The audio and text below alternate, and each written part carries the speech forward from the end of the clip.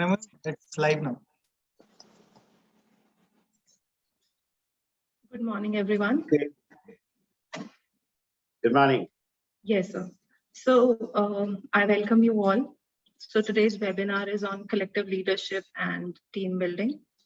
And the topic and our speaker who is going to enlighten us on this very prevalent topic is Mr. Ankur Dua, Director and Country Ambassador, American Telephone and Telegraphic Company, or we can call it At&t India. An American by profession, Mr. Ankur has 20 plus years of working experience in telecommunication, and he has been associated with organizations like Orange, Converges, and At&t, supporting key multinational companies on their network requirements. He's currently responsible for heading service management group in India, supporting global clients with revenue of more than 10 million US dollars. Billion dollars. He's also appointed on At&t India Country Ambassador, taking care of overall client experience of the customers and their business in India. He has an extensive experience of working in different countries like US, New Zealand, Australia, Singapore, to name a few.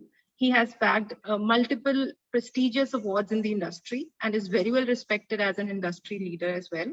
Other than his professional outlook, he is also part of various social groups and associated with multiple programs looking after social causes.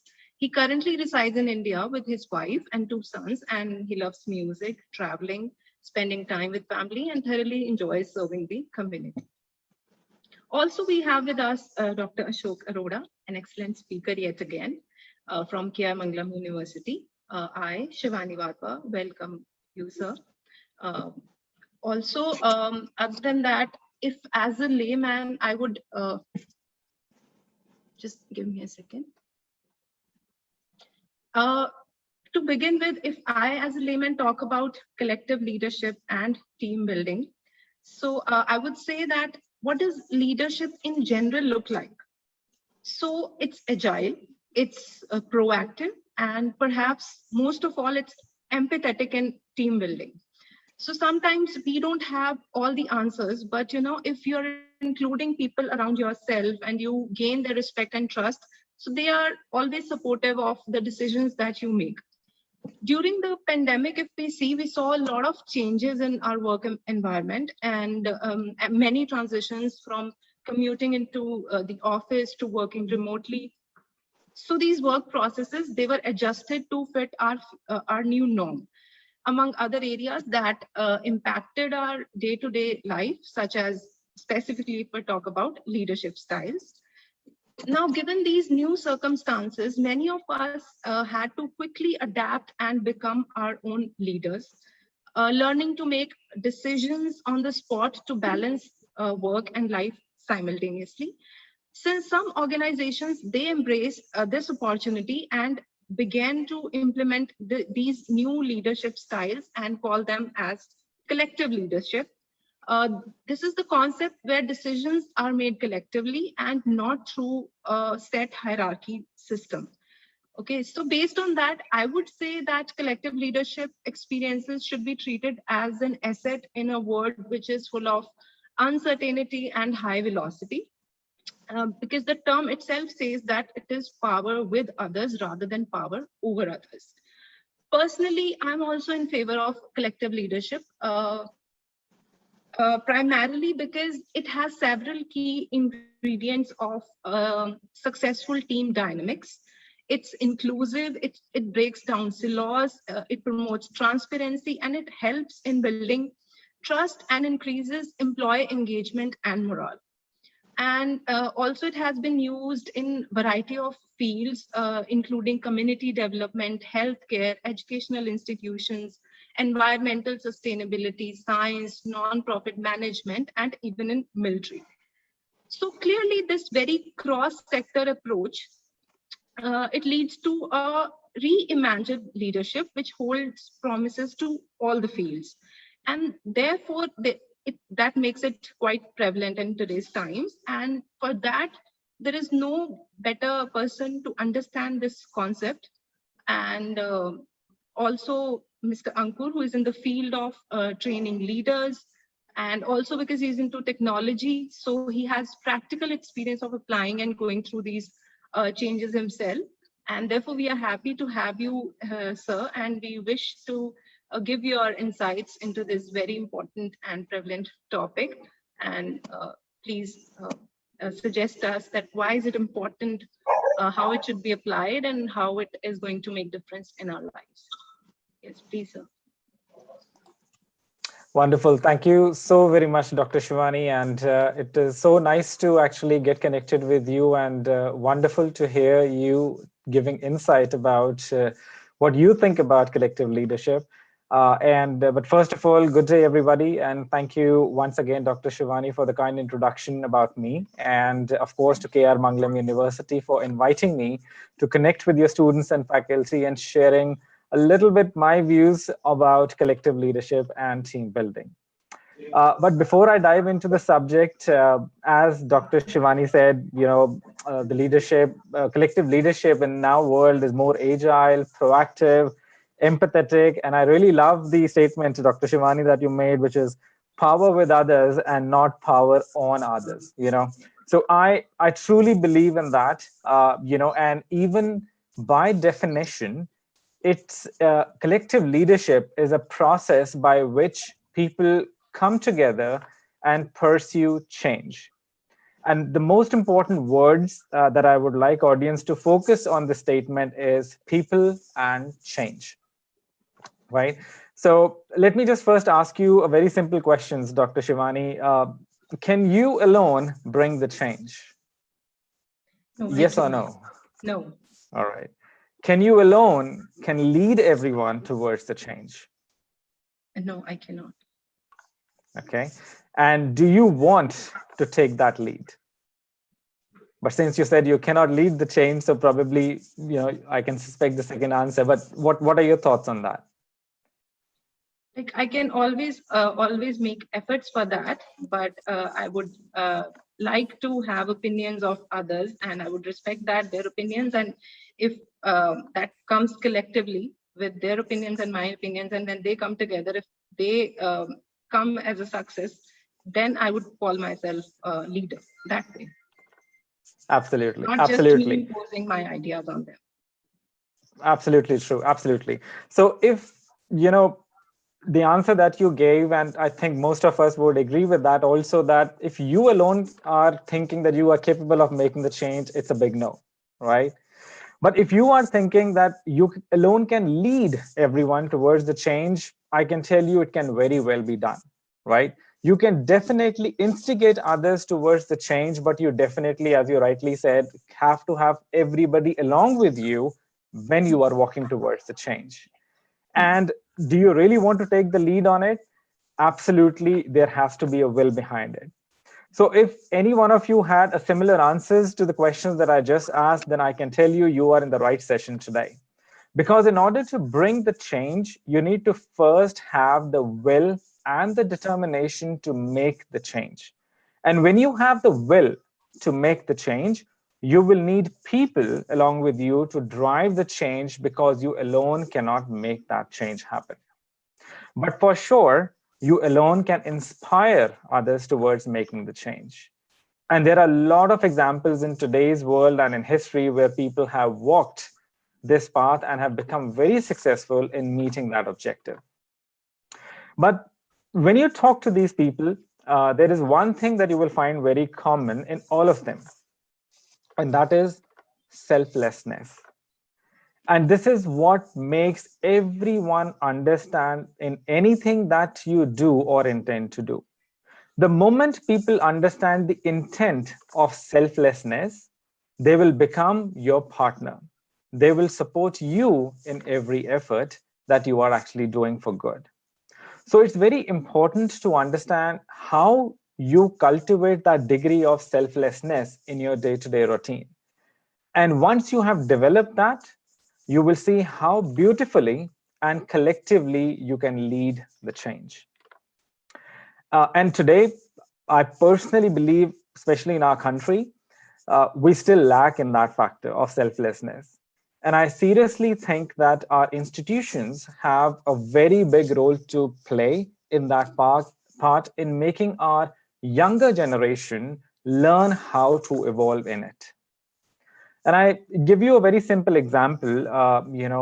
If you would have witnessed in your day-to-day routine when you actually have somebody going into an elevator or boarding a metro or any train, you will find people really have a patience to let other people come out first and before they step in.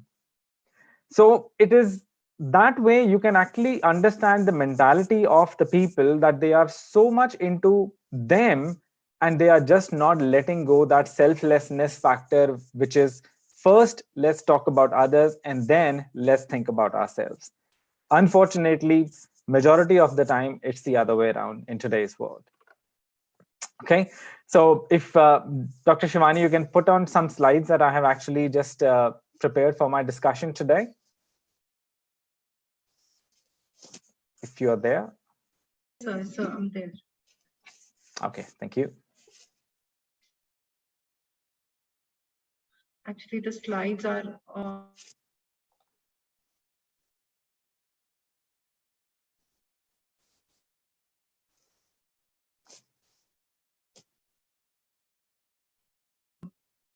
yes, sir. As I told you, the slides were on my system, so I'm working on.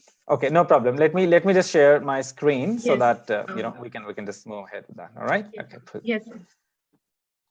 Okay. Can you please let me know what you are able to see right now on the screen? Yes, are you able to see my slides? We can see. Yes, sir. You can see the slides, right? Yes, sir. Okay. Perfect. Wonderful. So as I said that we are actually going into the subject of collective leadership, but let me just first make everybody understand what I think a collective leadership and team building is. And the crux that lies in these two words is collective team. And there is a famous saying that if you want to walk faster, you walk alone, but if you want to walk farther, you walk together. And collective teaming is all about walking together and walking farther.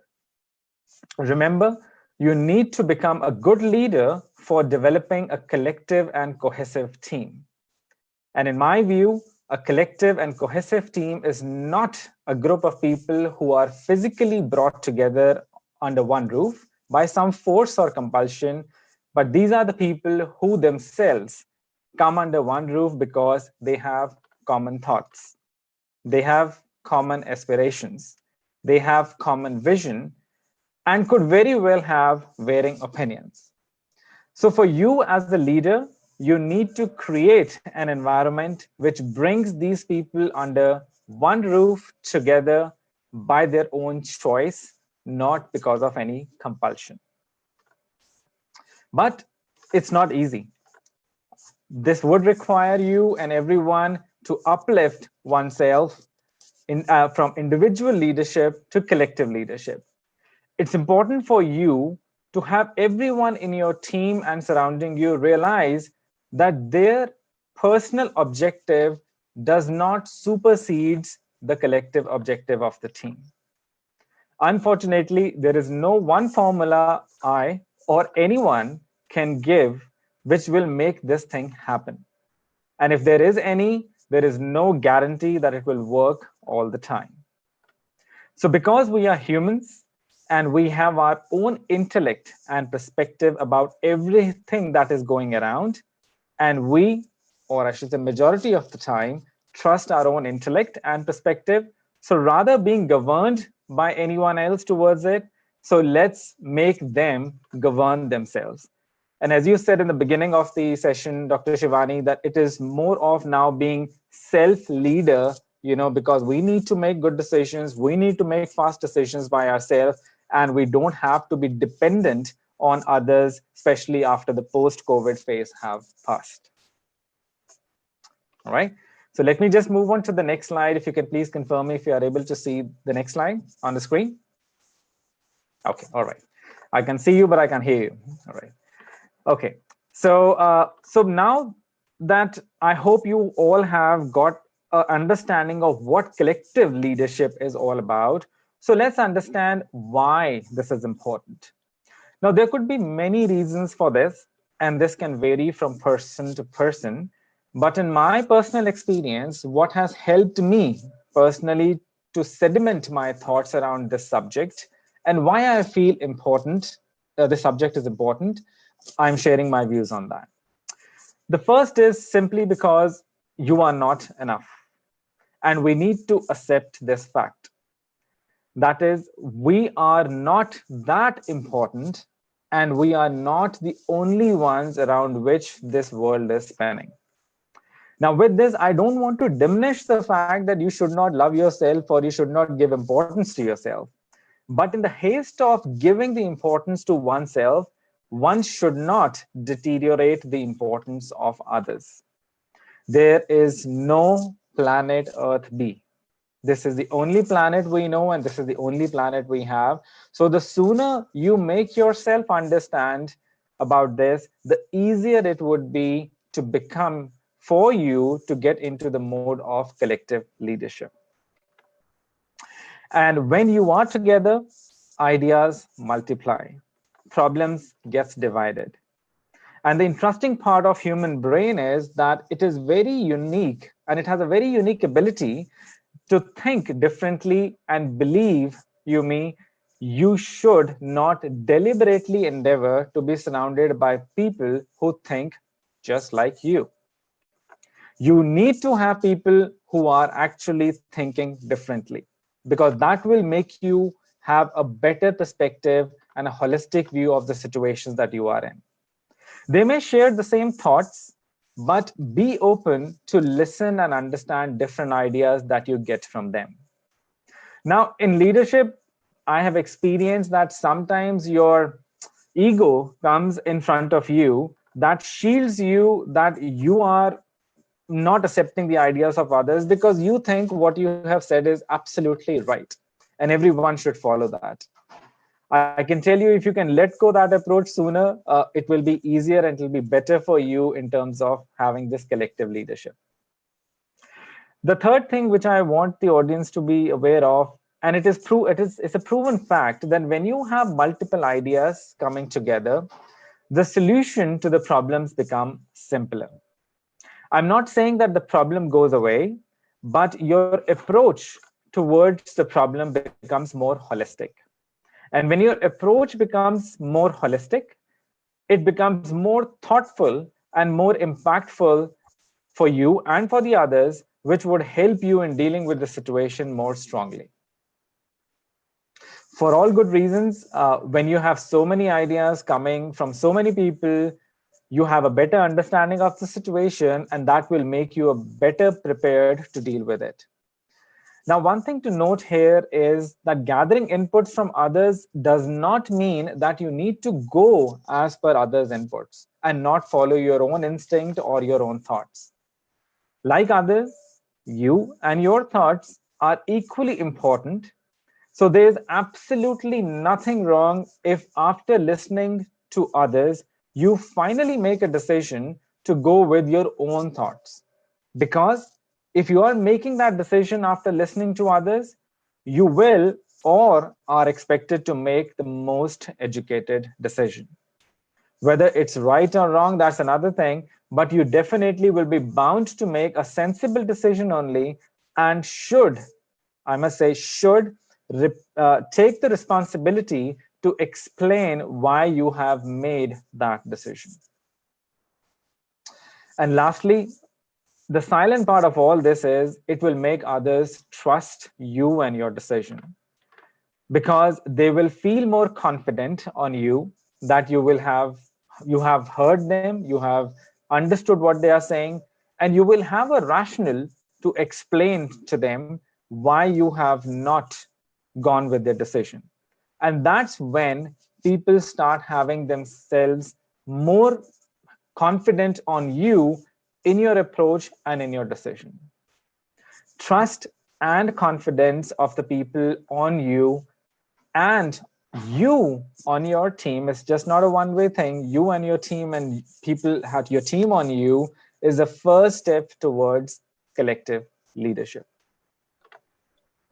Okay, so I'll just move on to the next slide. Now, since we have talked about why this is needed, now let me go into what you need to do to achieve this. All right. And Dr. Shivani, if you can please confirm me if you are able to see the next slide on my screen. Yes, sir. Okay, great. So now you have, since you have now understood the why, the next obvious question is what should you do to achieve all this? And especially related to team building aspect of it.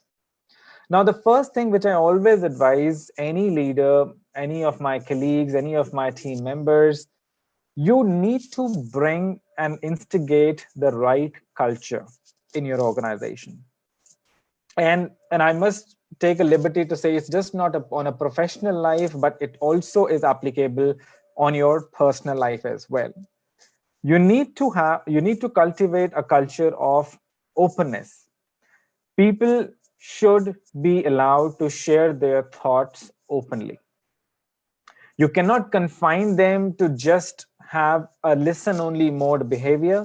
You need to make and cultivate an environment in people are having a comfort that they can share their own ideas, they can share their own thoughts with anybody. The second aspect of the culture that I believe strongly is that you need to act boldly. People along with you should be empowered to take bold educative decisions. Don't be afraid of failures and start taking calculative risks. Being valued. Don't ever, don't ever lose an opportunity to make the individual feel valued. Remember, they spend more time on work and traffic when they are coming to office than they spend time with their own families. So please don't and never lose an opportunity to value what they are doing. Respect individuality. Every person in the world, no matter what stature, no matter whatever the case may be, they are absolutely bound to receive respect. And we should give that. So this needs to be cultivated top down, and everybody has equal rights to have it, irrespective of age, sex, financial status, type of work, whatnot. They should, and we need to play a part in that. And last but not the least, I think being transparent and honest is another aspect of the culture, that would instigate good behavior in your team. Whether it's a good or a bad situation, having transparency and honesty should be the foundation of you and your team. The next thing is, and I think I see personally now it is post-COVID more applicable, is making it personal. This is another very important aspect of connecting with people and creating a good bond with your team and colleagues. Always find opportunity on how you can connect with your colleagues personally. If you, in every conversation you have with them, ask something more that you probably might not know about them. And interestingly, after COVID specifically, uh, I always tell people, when you ask people, how are you doing? And generally you get the response, I'm doing fine. You take a liberty and ask something more after that, because you just stop that question right there and then, and you then carry forward, right? So I personally think that you need to step ahead now, especially after COVID, when people need a bit of personal importance, personal attention. So you need to make every communication personal. And you need to be in absolute communication with your colleagues, with your vendors, with your customers, with your families, with your friends, and even, I say even with your competitors. So now some of you may be in an area that requires face-to-face conversation with the people, like what we are having right now is a video conferencing. Some may be involved more in a telephonic conversation, but whatever that case may be, have that personal touch in any way of communication you are in. So it is not important just to communicate, but it is equally or even more important how you communicate. The third thing is listen and not just hear. Always aim that whatever and whenever you communicate with anyone, you need to make a good connect with that person so that you are just not heard but listened as well. And in the last 2 years, as I said, of COVID, I personally think that there is now even more need to listen to the people and not just to hear them. These days, I see people have lots to talk about, but we have just lost the ability to patiently listen and understand what is being said.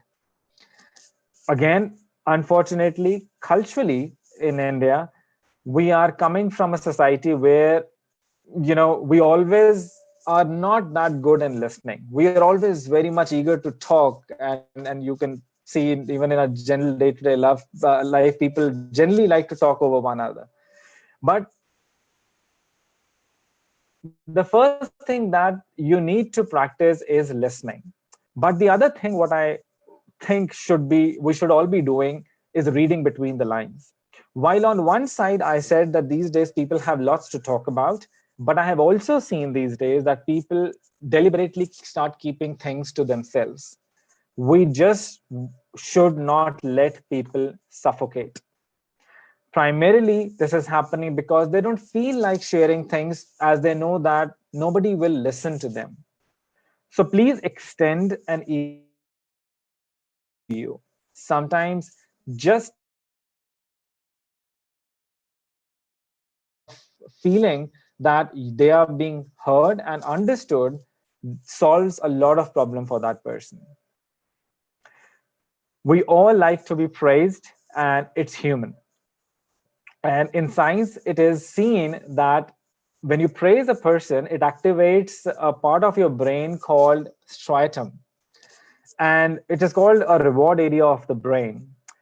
And researchers believe that by activating this area, praises improve learning capability of the people, especially during sleep or in the process being referred to as skill consolidation. So, in other words, by giving others compliments, we help them to learn and to perform better. So, never lose an opportunity to praise people. You won't believe how much motivated people will feel, and it will give them that level of boost. And people will, and while you praise them, it would make them do things more seriously, and they will genuinely appreciate the work you have been doing. And when I say praise people, please do it genuinely. Don't just do the praise just for the sake of it because I am telling you that it is important factor, but genuinely appreciate the people, and you will definitely realize that they will understand that it is coming from your true you. The fifth part of this aspect I see is feedback. It's a gift. No matter what it is, always ask for it, never ignore it, and never underestimate the power of it. It's not easy at times to accept negative feedback, but never take feedback as negative. Look at it from a perspective that the person who is giving you a negative feedback specifically really wants you to improve, and that's how you as a leader should train your team so that they can accept the feedback from you as well and from your colleagues. Remember, the team looks upon you in every thick and thin. And if you are acceptive and receptive to these and their feedbacks, automatically you will see that they will also become acceptive and receptive to those feedbacks coming from you and others as well. So remember, you need to walk the talk. People are looking up to you, and we are there to develop leaders today. And last but not the least, uh, and I think this is one of the most important part, that I've been talking about, is put yourself last. Always and always keep yourself last. And when you keep yourself last, you generally, or I should say, don't generally get disappointed with what you get, but feel more happy of what others are are getting who are in front of you. Keep your colleagues, keep your families before you, keep your friends before you, keep your customers before you, keep your vendors before you. And what you will see the magic is how everyone who you are keeping in front of you have started working to keep you in front of them. So it's a cycle that you will start seeing, that will start happening. And and they will do all the very best to make you in front of everybody else. So it's a cycle and it's a circle that you will see when it starts working.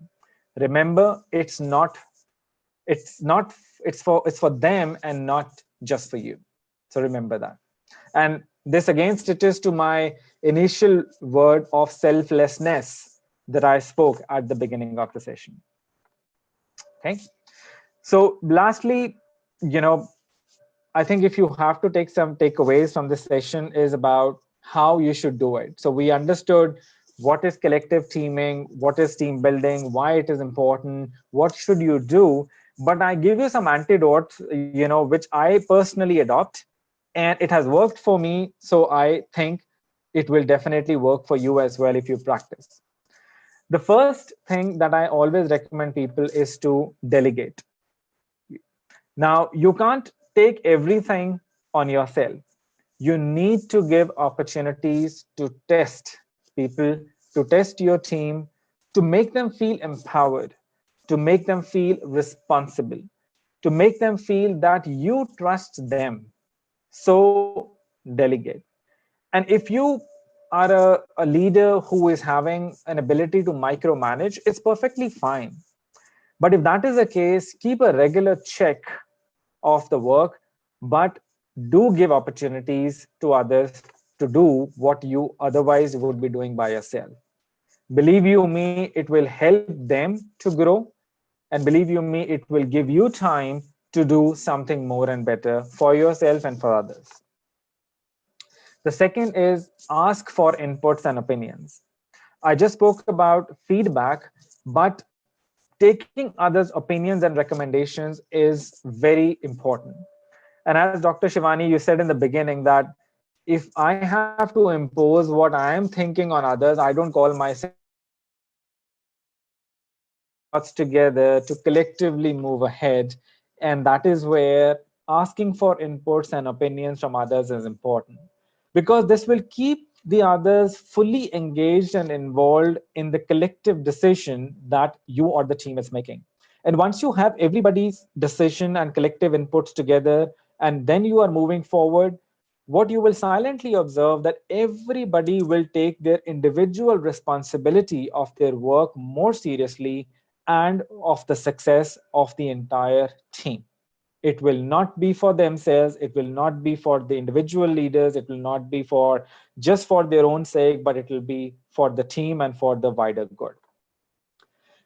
And the third thing is, let people take a risk. Create a safe environment for them not to be scared of failures.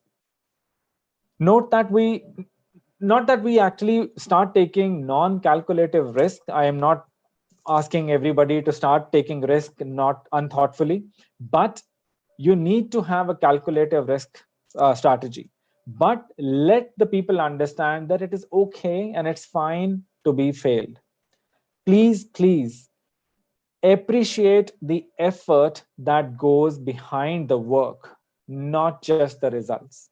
I have seen leaders that, no matter how hard you have tried, if the results are not in their favor or not meeting the objective, they will never appreciate the efforts that you have put in together, for so many days and so many nights, to be where you have been. So please appreciate the journey and not just the objective. Second, and the other thing is be transparent. I spoke about that earlier, but let the team know what you know and think. Don't keep your team isolated, or don't keep them oblivion to the fact that what is coming ahead. Because I personally think humanly, it is very unfair to actually keep people in the dark. You just can't tell your team, when they can see a wall in front of them because they don't know what is coming ahead, and you keep on asking them to keep running. you know you cannot motivate people till the time you show them the wider picture and the horizon, right? But be honest, be transparent in your communication, in your suggestions. It could be good, better, ugly, whatever that case may be, but be transparent, because this will help others believe you and in your approach, and they will follow you, and they will be along with you in all thick and thins, because you have not kept them oblivion to any facts, and that you may already know about it, right? And if you ever get a chance to become a mentor for somebody, please do. Please take an opportunity to become a mentor. Please, I personally think that if you are a mentee and you get a mentor, it's a blessing, because the best thing that can happen in the world is somebody sharing your experience, because before even you going through it. And this is what the role of a mentor is. And you need to, when you try to be transparent, you also need to have the ability to understand the team transparently on what's going on in their minds. And I give you an example. I was about to, a few months back, I was about to do a town hall with my employees. And on the screen, I just wrote R&R. And I just asked the team that, what do you understand by R&R, right? And in my mind, there's R&R was roles and responsibilities, and that's what I was about to explain to the others. But the audience, to my contrary, said it's reward and recognition. So whatever thoughts I was having in my mind, I immediately recollected that I need to understand also what is going on in the others' minds as well. It's just not me who is thinking. So the other thing is, be firm but fair. We have seen small kids, when you actually tell them, do this and not do that, they will always tell you, no, this is not fair, this is not fair on your part, and so on. Because fairness is something that all of us expect. We expect things to be very fair. And in case we are not, everyone becomes conscious. It adds to the mental health, which I'll speak about in a minute. Be conscious of one point, that when you try to give feedback or correct one person particularly more, it might not cause a question of fairness uh, in the mind of others, or amongst the team. So just be conscious on the part that you are not creating that environment, but please be fair in your approach, because when you have a clear intentions and it is genuinely meant for an important for the people to improve and people to understand, they will get it. And behind any behavior, there has to be a positive intention. And the other important thing which I always tell to my team and my family and my colleagues, it's okay to be not okay. Especially after COVID, I see people have a lot of insecurity within themselves about the situation, about the circumstances. So give people a comfort of understanding that it's okay not to be okay. Don't just kill yourself, suffocate yourself just because you think if things are not going right with you, you are the only one in the world that you are suffering. It's not like that. There is something called a psychological safety. It's a term that, post COVID, the leadership should adopt more. And it's not okay to stay silent and suffer. Foster the environment of trust. The next thing is, correct mistakes. It's very easy and it's equally difficult as well. As a leader and as a team player, it's important to ensure that you keep a check on the direction people are going and not deviating from the objective. It's okay, whatever paths they take, it's their choice, and you should encourage them and you should facilitate that and you should be with them. But it's important that you keep a track and you keep an eye on that they are going in the right direction, because that is why people look up to you. And that is why individually everybody should be doing to help each other collectively in this effort. So do correct the mistakes if you see, and more importantly, please correct them as soon as possible as you find it, because it shouldn't be too late when you identify the problem, so early, and you are correcting it, because it will create more cycles for correction. And last but not the least, it is a very, I should say, 2 years back, we never used to talk much about it, but after COVID, I think it is of serious importance, and that is mental health, both of yours as well as of the others. And there is a very interesting connection between mental health, job performance, and leadership. So if you as a leader can look after your mental health, psychologically, you will encourage people, you will take care of people more better, and that will have a ripple effect of people's jobs performance, and everybody collectively will have developed more and better leadership skills when they are feeling mentally healthy and mentally sound. So in a nutshell, before I close off, and these are three things that I would like the audience to be aware, because I learned it from my mentors a long time back.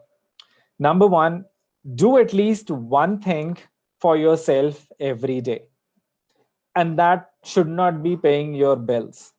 So deliberately attempt to do something for yourself that improves you every day.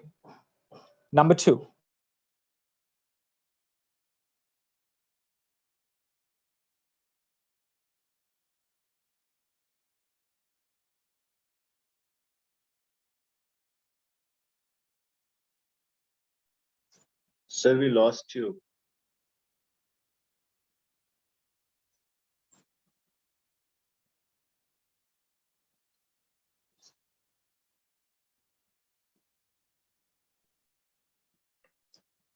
So I'll just give a call to sir. Okay, he's here. Okay, I think I got some connection issue. Am I back?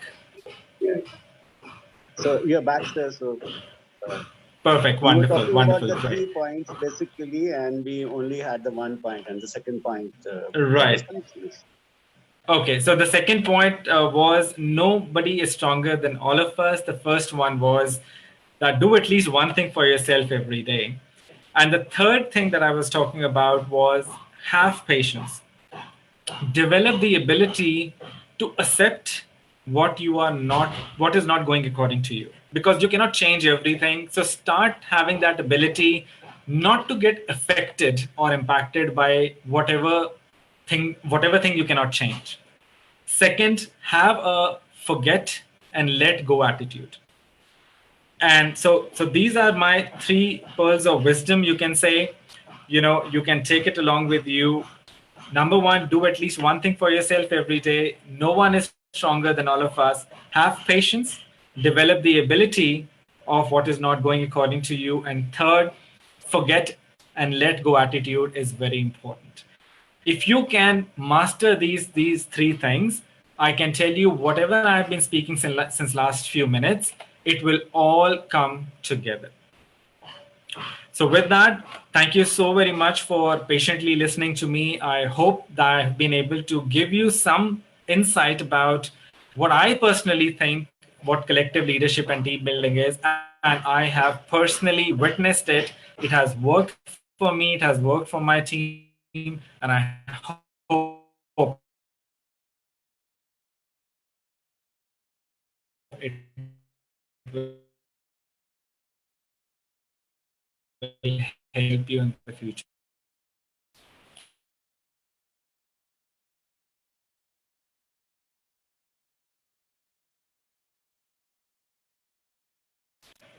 So your voice is breaking. Can you hear me? Yes, yes. Okay, yeah. So over to you, Dr. Shivani. That was all from my side. Thank you so much. So if you do not mind, I have a question that is just popping up from a student side. They're asking that, when we go to the age of maturing, we do understand what is leadership and we take it forward ahead. But when I'm a student and I'm just growing into becoming an entrepreneur, and then I have to be a leader, how do I take it in a positive manner and not get scared of all the challenges which are coming up? I have a lot of students who want to be restaurateurs, and they're asking this question. If you could please throw some Well, light on. sure. Thank you so much. And that's a very practical and a very good question, because I didn't have the ability to ask that question to anybody when I was a student, right? So my advice to the students is, you have such an extremely good faculty, you are studying in an extremely good university, try to, anticipate in terms of what's coming ahead. Be aware of the practicality of the situations, what you're gonna face. Because when you get aware of what exactly gonna face, it's far more than what you learn in the books. Things can be very different when you actually start your restaurant, or when you actually start your business, or you go in an industry.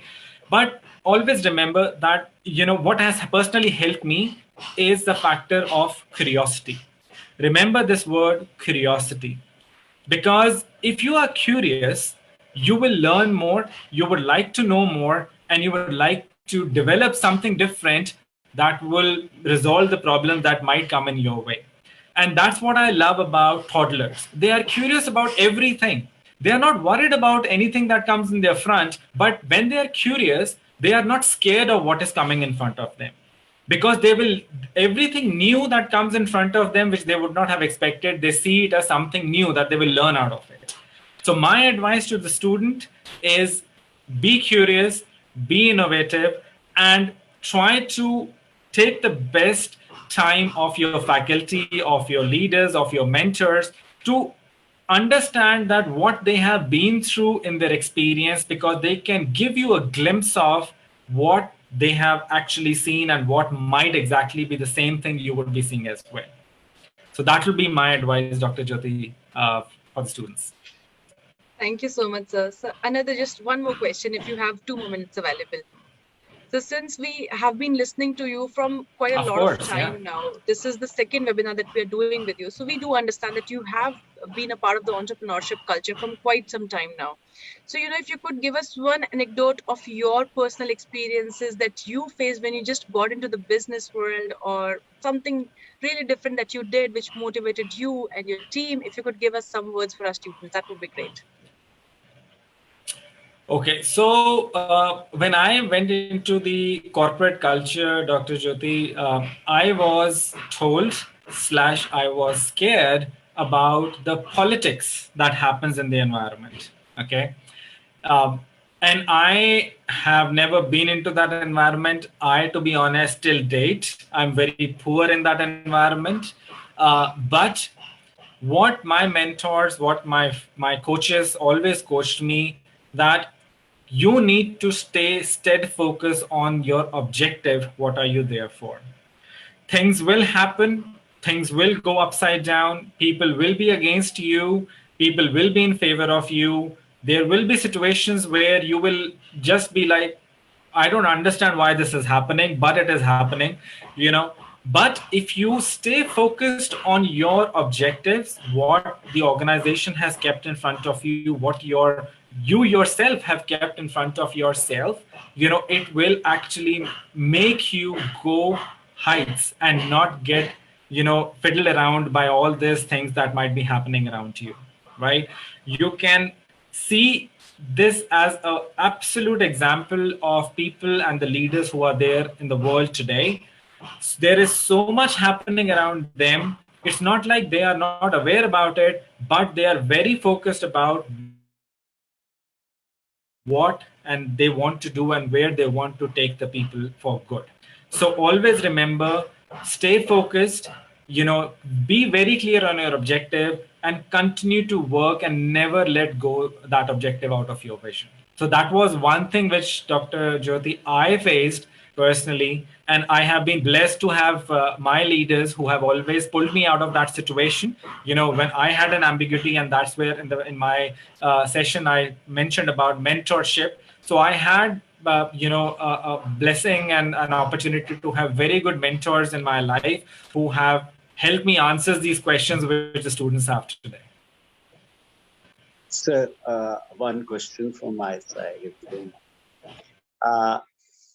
You see, Yes, sir. I'm very fortunate in a way that for the last 40 years, I have been working with people who are into collective leadership, right?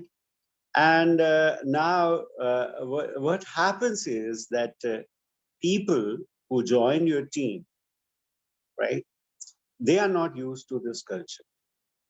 They only believe in that vertical where the leader is at the top and the team is centering around him, or her.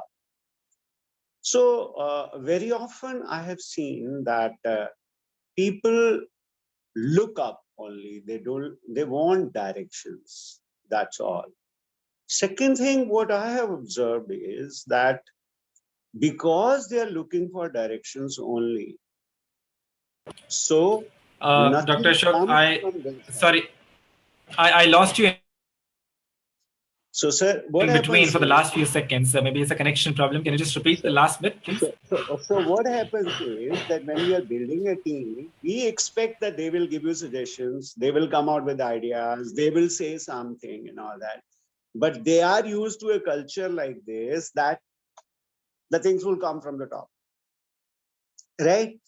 So in such situations, what do you suggest that how this central figure, because I don't call it like a leader, the central figure who has to take the coordinate and right, he's the central coordinator.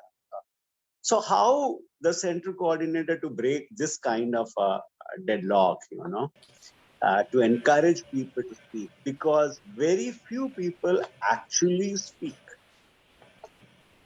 Yep. Yeah. And that's an excellent question, Dr. Ashok. And I can tell you it's a very common thing in corporate as well. And I can also tell you that it is very culturally driven.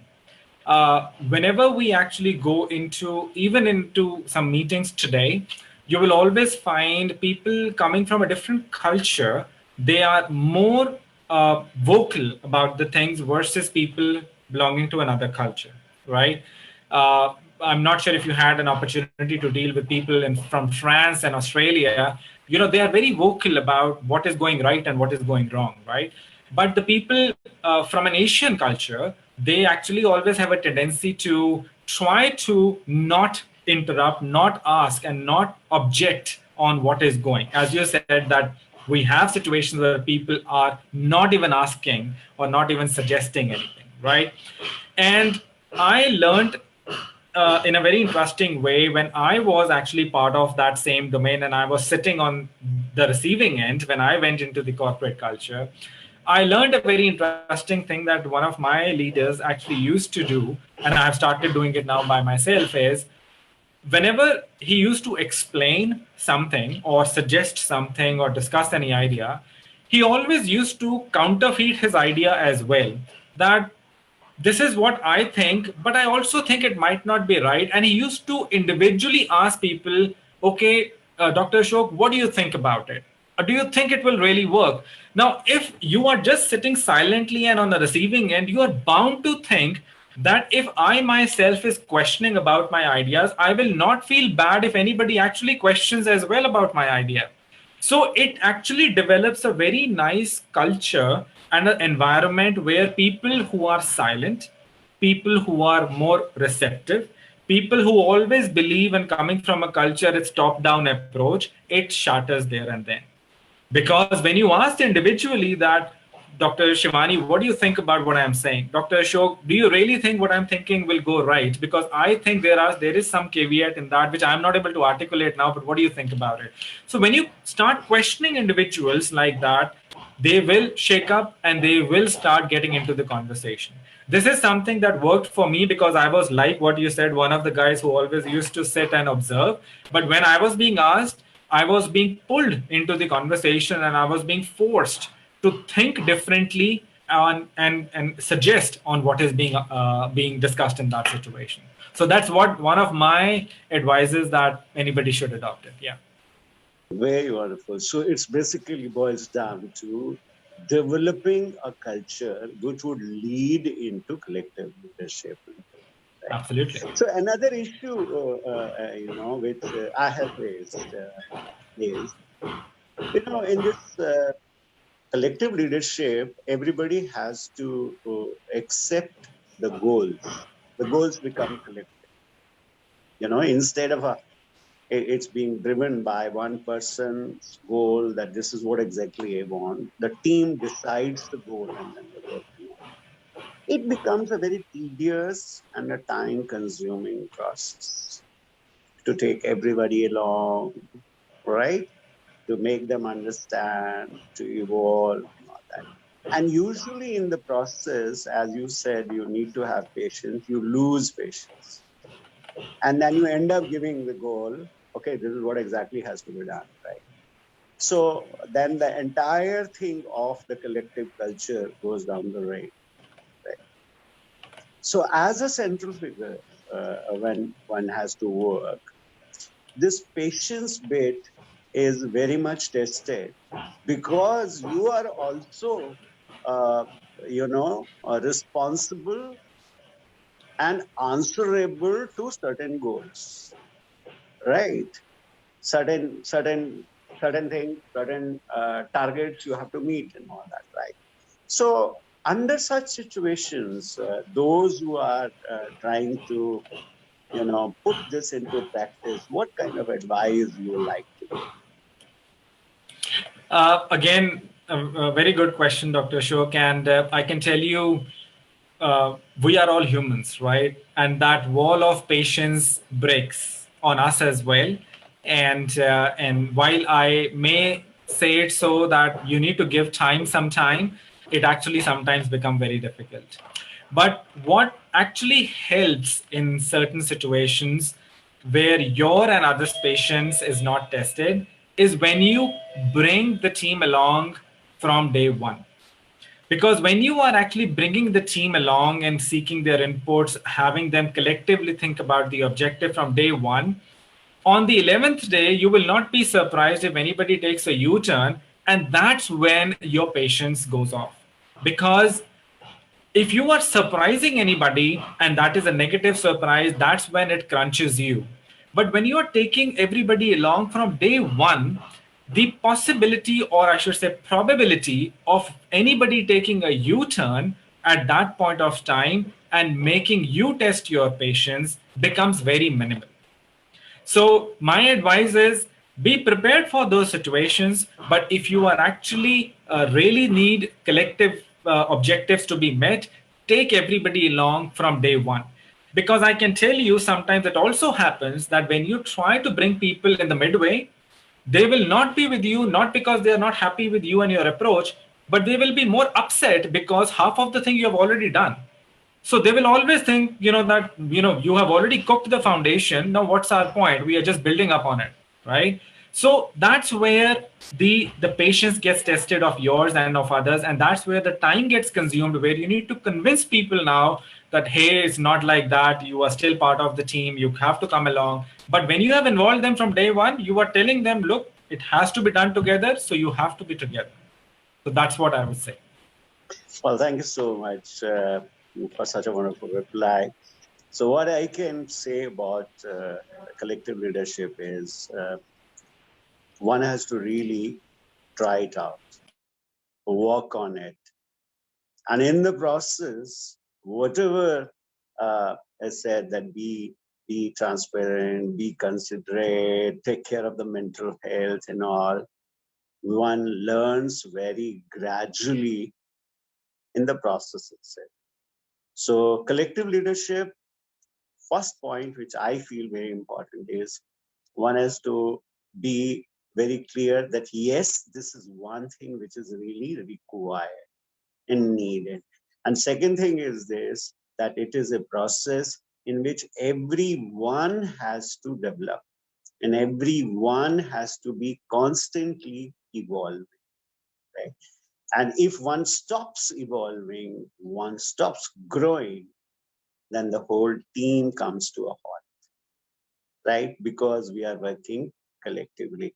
So thank you so much, sir, for so wonderfully explaining this concept, which is finding a lot of meaning in various cultures, various societies, right? Particularly, it is very meaningful in the areas where, you know, healthcare, education, social sectors. It has seen that it is very, very productive and all that. But if you try it on other areas, seriously, it has its own advantages. So thank you so much. It was really great to be together as usual. And it's always wonderful to talk to you, to be with you, to learn from you. Thank you so much. Pleasure. It's an honor for me as well. Thank you so much, Dr. Ashok. Thank you, So sir. now, Thank you for such an enlightening session, sir. It was truly informative in a way that you have shared your experiences of when you had your mentors and what you have learned from them. Also, by the end of the session, you have shared those pearls of wisdom, and that were truly informative. So, one last thing which I personally want to ask, if I may ask, is that so you at the very beginning of the session talked about selflessness. Then, sir, you talked about to keep yourself at last, right? And then by the end, you talked about mental health. So what if you are being selfless throughout, then you are keeping yourself at last, and then you don't feel okay about it, and how to make that balance then, that you're thinking about others first, and then you personally are not feeling okay about it, then what to choose? That's Right, and that's very nice, Dr. Shivani, and I think it's a very nice balance that you need to create. And I have personally experienced, and I'm sure many of the leaders on this call would have experienced as well, that when you actually have a selflessness factor, I don't want anybody to become a saint, right? We are humans, we have an objective, we have a responsibility amongst first for ourselves and then for others, right? So we need to make sure that we need to have a mental balance first for us. You need to develop the respect for yourself first before you let go the things for yourself for others, right? I can tell you in one of the interviews, I think it was with Anil Ambani, if I'm not wrong, long time back. He used to be quite healthy at that point of time. And one of the press reporters asked him about when he was forming the Reliance Foundation that, what are you going to do because you don't yourself look fit? How can you make this entire culture look so robust? And that's when he started focusing on his own health. And I'm not sure if you're aware that even if you go in military today, in armed forces, the first thing that they make sure you know and you do is to make your bed. Because if you can take care of yourself and your belongings first, you are then tuned to look after the others. So that's why I said you need to have a very good balance across. Look after yourself first, because only then you look after your others. And that's when, in airlines also, they say you to wear mask first before you help others, right? So that's the concept, that when you have taken care of yourself, that's when you start letting things go for yourself. Because if you have not started taking care of yourself and you then let things go for yourself, you will start thinking that, oh, I am missing on those things now. That's where the factor of collective leadership will go away. So you need to be first self-contented and then have a factor of selflessness. I hope that makes sense, what I'm yes, saying. now that makes more sense to me. Thank you so much. So we are virtually at the end of the session. So I'll now request Dr. Jyoti. Are you going to take us through the university tour, or we request Shivani ma'am to do it? So Dr. Shivani will be taking it on. However, sir, I have one observation today. Throughout the semester, we have spoken about so many sessions on positive thinking, positive behavior, mentor-mentee programs, our own mental health, and of course, leadership, entrepreneurship. And today, in the closing of the semester, we asked this one perfect speaker along with you to take us through the ride of covering all the topics. So thankful for the amazing team that we have here of Dr. Arora and Ankur Dua, sir. I mean, it encapsulates the complete semester, sir. Thank you so much for that. Very honored. Thank you for inviting. Dr. Shivani, please, you may take it. Thank you, sir.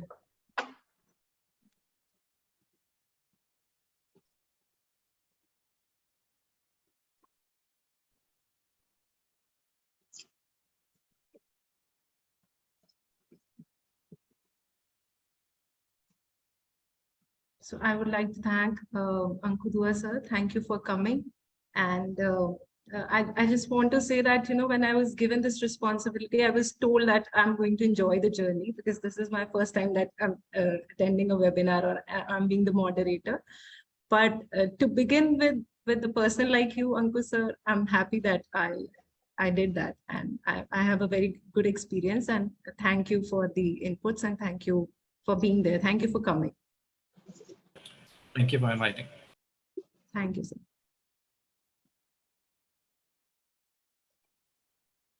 Ashok Arora, sir, please let me know if I have to share the screen for the university. You have to share the screen and then the university will. All right.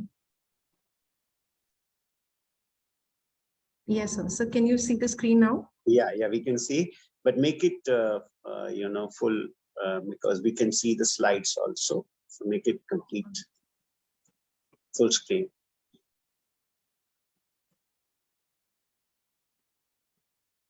No. So Yes. Can you see it now? Yeah, it's fine. So, K.R.Mangalam University, the complete world of education. As you can see, it's about empowering the youth, empowering the nation. Now we come to why this university. So as you can see, this is an institute of higher education in India, established in 2013 under the Haryana Private University Act. And if we go in detail, we have 3,000 plus students with 11 different schools and 10,000 plus strong alumni base. And the area which the university covers is 26 acres. And we have a faculty over 150 from all streams. And the campus, if we see, is lush green. And the learning is also interdisciplinary project based. We have internship, we have placement opportunities, we have lecture theaters, scholarships on merit, all of that. Now, if we talk about the courses which are offered, we can see that we have engineering and technology, we have architecture, legal studies, School of Journalism and Mass Communication, management and commerce, humanities, School of Basic and Applied Sciences, education, medical and allied sciences, agriculture sciences, hotel management, catering and technology, education, and doctoral program as well in all the disciplines. Now, if we talk about entrepreneurship stories at K.R.Mangalam University, we can see that the Muhammad Yusuf is the founder and CEO of EdUnify. Then we have administrative team of Center of Innovation, Incubation, Entrepreneurship, Industry Relations. The collaborations, if we can see, we have collaborated with IBM, Symmetrics, Siemens, LinkedIn, Dainik Bhaskar. Also, if we talk about the e-yantra or robotic labs, we see that a new lab that has been started in collaboration with IIT Mumbai, Ministry of Human Resources Development by the Government of India. And the lab has been inaugurated on 30th of July 2019 at K.R.Mangalam University. So can you see the screen?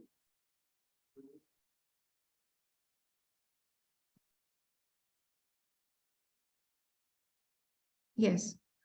Also, the distinguished professors that we have Mr. Vikram Atal, Mr. Vinod Sood, Professor Kishan Lal, Professor Anita Sharma, all of those. And even the Smart Ashram has been inaugurated by School of Agriculture. Then we have connects like Industry Connect, Mentor-Mentee program, where the mentees, they can talk to the mentors about their problems, about whichever queries they have. Then we have Community Connect. We have different clubs such as MUN. We have Rhetoric. We have Sports Club. Then we have the international exposure that we can see with University of Boston, University of Florida, Middlesex University, London. The testimonials of the students, we can see Abhinav Anand, Dipanshu, Zurain, and Yusuf, who have flourished in their respective fields. Someone is a founder and the CEO. Somebody has achieved a scholarship of USD 15,000. Somebody is a risk analyst. So all of these students have achieved really well in their respective fields. Now, if we talk about the placement highlights, we see that the highest package that goes is 24 lakhs per annum. Then the visited recruiters are 400 plus. Then the total offers that are made are above 600. Then the students that are placed are up to 90%, which is quite a good percentage. And the recruiters include, India Bulls and Medanta and Paytm and all of those big names. Then we have the recruiters at Karmu, which includes HCL, Outlook, Genpact, and Airtel Bank, and all of these, which you can see, Paytm as well. Now, if we talk about the admission process in the university, it's quite very simple, and it comes with when you meet the admission professor, and they get to they tell you about the process, which begins with the with filling the application form. Then you register with the team, and then you appear for your written test. Once you clear the written test, then you pay. Then you appear for the personal interview, where the faculty or the panelists from respective fields, the experts, they ask you the questions related to your specific stream. And then once you clear the interview, then you pay your fees and then you get the admission. So the process is pretty simple, and the student does not go through much of the trouble.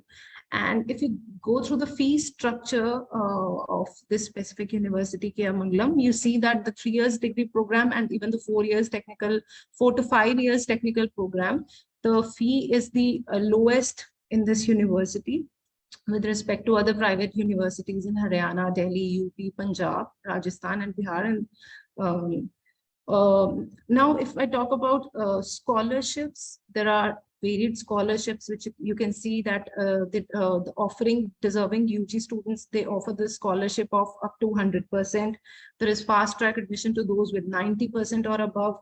In their +2, they have 15% scholarship for siblings, up to 50% scholarship for sports quota, 15% for children of defense personnel, then special financial aid to students from K.R.Mangalam schools, then the fast track admission via CUET 2022. So with that, all of you do get familiar with the university, the campus, the placements, the fee structure, the admission process, the scholarships, and yes, that is about the campus. And thank you so much. Thank you. Well, you may say, like, okay, every university has different schools. Every university is offering scholarship. Everybody, then what is so special about KRMU, right? So I like to highlight particularly 2-3 points which make us distinct. First point which makes us very much distinct is that we ourselves are organic. That means we are constantly changing. When I say the university is constantly changing, every department is constantly evolving, means we are very much conscious of what exactly is happening in the outside world, where after graduation, post-graduation, ultimately one has to go and work in the society, in the field. So one important aspect of KRMU is that we are very clear that what kind of changes are taking place in the industry. Now, this is also like not only an academic exercise, but it is a very practical exercise we do because we have on our board of directors basically top industry people, right? So from them we draw very clearly that what kind of skill sets you require.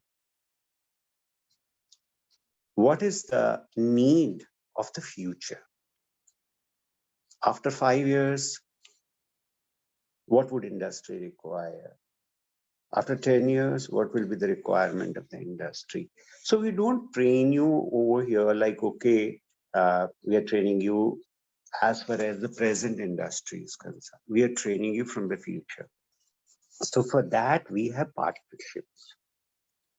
Now, what exactly is partnership is, we and industrial leaders sit together, understand what society needs, industry needs, and then we continuously revise our curriculum.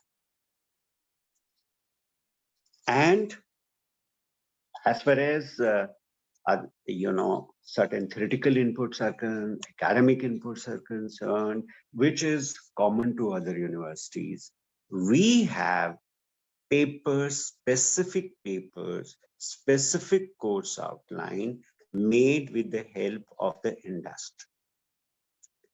Now, this is taught by the industry experts themselves. So you are industry ready right from the very beginning. This is one aspect which makes us different from other universities. Second thing, if you see today, we're talking very clearly people of different culture and establishing a culture or creating a culture, right, where people can really come out with their ideas. Did you notice in our discussion it happened like that?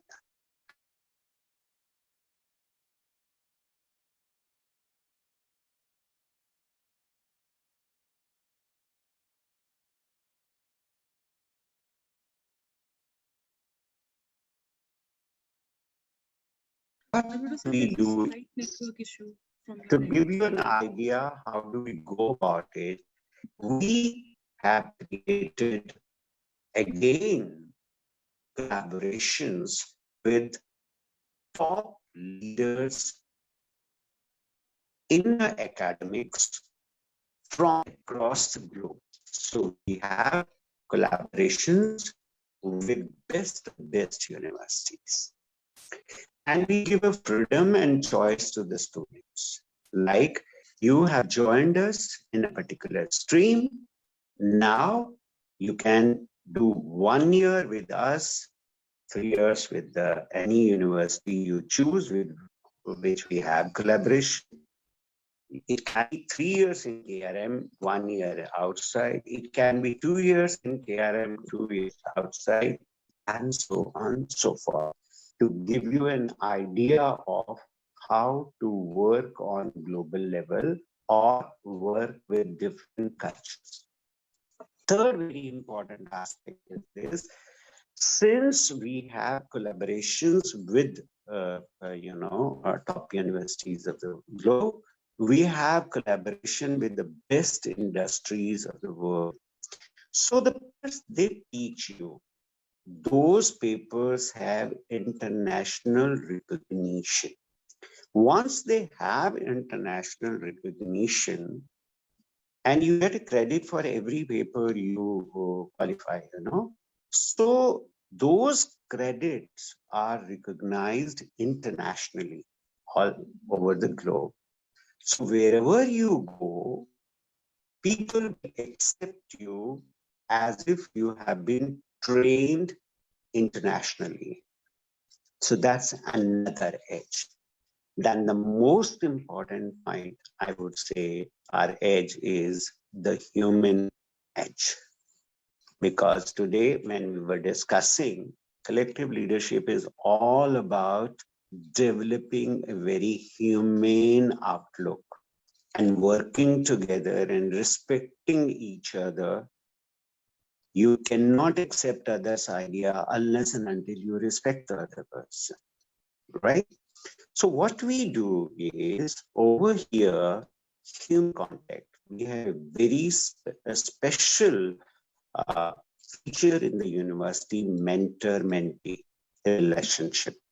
So if you see, Dr. Ankur was again and again referring to his mentors. In the university, the moment you enter the university, you will be assigned a mentor, right? With whom you can go discuss anything, learn together, and that mentor is ready to guide you under any situations, and so on and so forth. So these are few features. Then another important feature is our clubs. So we have more than 28 clubs over here in the university.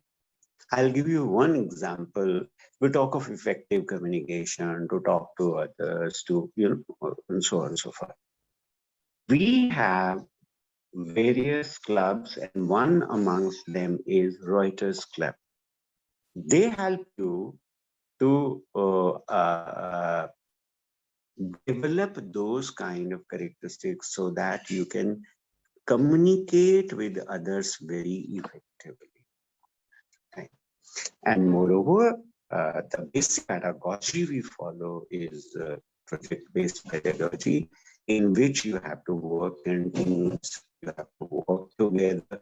So very naturally, intra-communication, intercommunication, taking care of others' sentiments and respecting others are very naturally become a part of your life when you become a part of K.R.Mangalam University family. So we look forward to see you in our campus so that you can have a first-hand experience of the family of KRMU, right? And you can understand. Now, one thing I assure you, the moment you come to the campus, we are ready to welcome you right from the gate itself. You can visit our labs, you can visit our facilities, you can talk to the faculty. Most important is you can talk to us and learn what is their experience. And when I will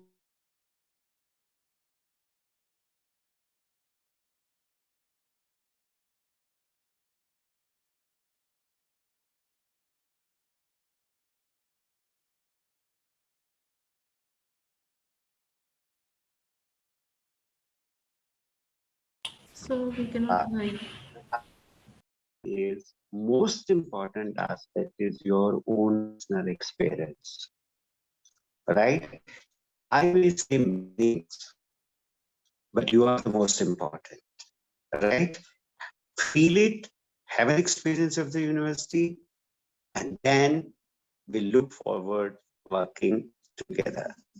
So thank you so much for joining us today, right? Being with us, right?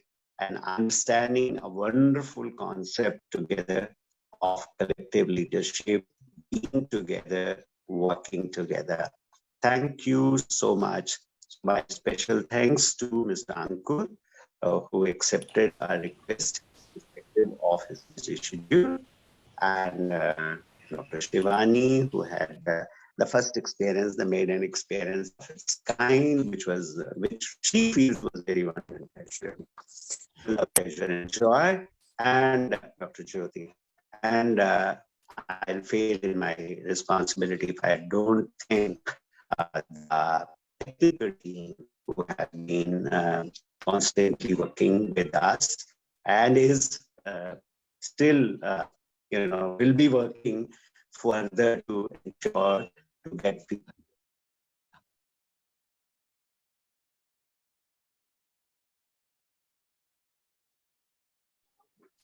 Thank you so much, sir. Thank you so much, Dr. Shivani. Thank you so much, Ankur Dua, sir, for being a participant of such an amazing session. And as Dr. Arora just said, we are hoping that we will be doing a lot more sessions with you in the coming future. Thank you so much for our IT team who is always there to help us out. Tahir, sir, a huge thanks to you as well. Thank you, Dr. Arora. Thank you, Shivani, ma'am. And let's all meet in the upcoming week now. Have a great weekend, and everyone. have a good day. Weekend, Good day. everyone. Thank you very much. Thank you. Thank Take you care. so much. Bye-bye. Thank you. Bye-bye. Bye, sir.